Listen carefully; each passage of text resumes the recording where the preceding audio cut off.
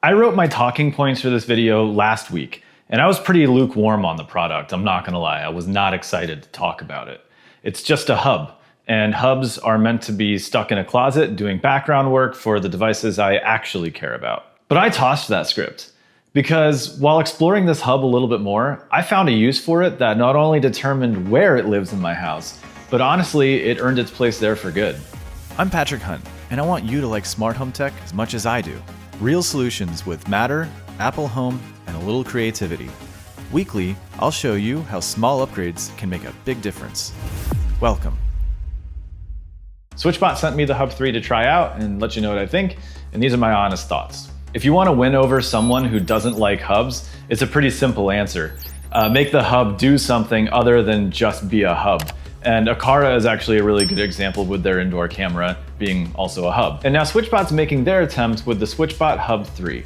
And this is a multifunctional device, which now raises the question, if it's not gonna go in the closet, where am I gonna put it? Let's walk through the options. I'm gonna tell you where I considered putting it, and then where I did put it, and why it turned out to be the best place, even though I didn't realize it at first. Let's start with the basics and talk about what this thing actually does first.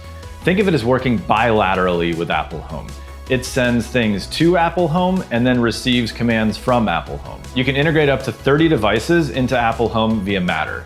That includes SwitchBot devices, over 101,000 IR devices apparently, and then some onboard sensors that are on the hub. Now the number 30 you're gonna hear again later, but they are completely unrelated. That's a big jump from the 8 device cap on the Hub 2. So if you have SwitchBot devices, this is the best hub to use to get those devices into Apple Home. And then on the receive side coming from Apple Home, it's basically a big scene controller. You can configure up to 30 buttons configured in Apple Home and then accessed from the Hub 3 itself. You just go to the Matter list, turn the dial, and select the scene you want to enable. So now it's not just a hub for your SwitchBot devices that you're gonna stick in a closet, but it's also a button hub. So where are you gonna stick your big hub of buttons now? So the places that I considered. First was the home theater, because this is where I had the Hub 2.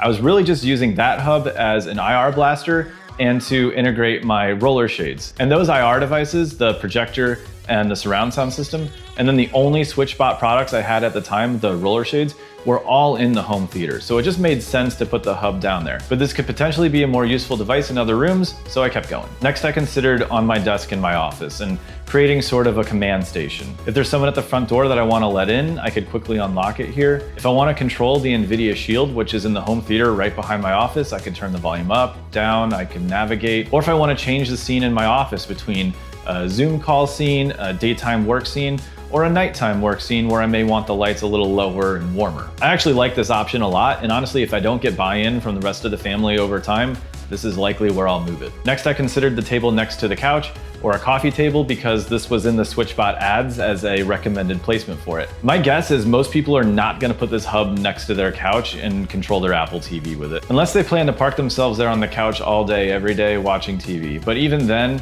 I think they would just use their Apple TV remote. And then for scenes, I have the RE button there that has 3 actions available, and I'm only using 2 of them. Next, I considered the nightstand next to my bed because it has an alarm clock feature on it and some useful information on the face of it. And I could also run my good morning and my good night scenes from this when I'm getting up or going to bed. But that's about all I think I would use it for. I don't spend a whole lot of time in the bedroom, and I'm not gonna walk to my side of the bed and bend over and turn the dial and find the scene that I need to go to. I'm only gonna be using it when I'm getting in and out of bed probably. So what about a central spot in the house, like the kitchen counter? This could actually be pretty useful if you like to watch TV in an adjacent room that has an Apple TV. You can control the Apple TV from here and not have to bring the remote with you every time you go to the kitchen. It has a wall mount on the back, so you could mount it to the wall in a pretty central place in your house, similar to how people might mount an iPad or other screens. You might be hesitant to mount it to the wall in such a permanent way until the device has actually proven its worth in your home, making sure you actually use it. So where did I end up putting it? I put it on our record stand right next to the record player, above our speakers, and it's near the front entryway, it's near the stairs that lead upstairs. It's actually a really great spot for it, where it doesn't stand out too much, but it's not tucked away either. It's solid placement, but it's nothing special. As I stood there filming B-roll for this video, I was getting a nice messy shot of the whole record stand, with the speakers at the bottom, the Eve Play in between them, the records, and then the record player, and the Hub 3 right next to it. And something clicked.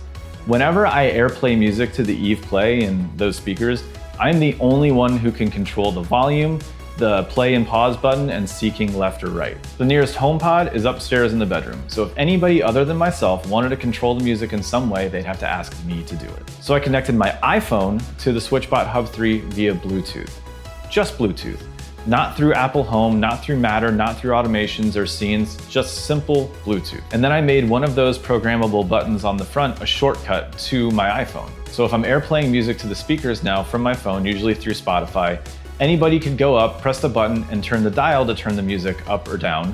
They could seek left or right using those programmable buttons, and they could play or pause. And that's what got me excited. It's now an interface for the whole family to be able to control the music in the most central part of our home. And so this works when you're airplaying music to any speaker because you're just controlling your phone through Bluetooth. That includes HomePods and HomePod minis as well, even in stereo pair. I never really liked the interface to control music on the HomePod mini, so this is a great solution for that as well. It turned the Hub 3 into a device that we use every single day on top of controlling scenes with it. Is it the best executed version of a hub like this? No, but it's leaps and bounds better than the Hub 2. And if SwitchBot keeps going in this direction, then I'll be the first in line to see what the Hub 4 and the Hub 5 someday look like. Some things that I wish were different about it: I wish that I could map those Matter scenes to the 4 programmable buttons on the front, instead of having to tap to access the Matter list, scroll down to the scene, and then press the button to enable it. It would be much easier if the most used scenes were just right on the front to access. Those 4 dots are very hard to see unless you're at the right angle. The outside temperature that it shows at the top is only right once a day, maybe. It's like it loads once and then never updates. I also wish the little Bluetooth icons on the front could look different from each other if you had, say, multiple phones that you wanted to control from here. So the Bluetooth icon for my phone looks just like the NVIDIA Shield icon that's right next to it, which is also Bluetooth. And is this thing good looking enough to present front and center when guests walk into the house? No. Not wall mountable, but it's definitely live on the record stand next to our keys and sunglasses worthy. It tells the time and it looks fine. So where are you putting yours? One thing's for sure is that this is a hub that you don't need to hide away in a closet. It's multifunctional in a way that no other device in my house is. And I'm excited to see how this device is making our smart home easier to control for the whole family. If you haven't yet, please like and subscribe, and I'll see you next week.